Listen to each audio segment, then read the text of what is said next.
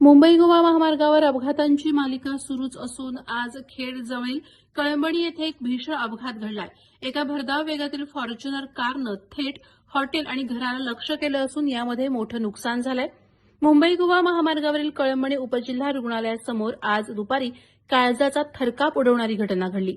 मुंबईच्या दिशेनं जाणाऱ्या एका भरधाव फॉर्च्युनर कारवरील चालकाचं नियंत्रण सुटलं आणि ही कार थेट रस्त्याच्या कडेला असलेल्या अमित महादेव गोंडे यांच्या हॉटेल आणि घरामध्ये घुसली।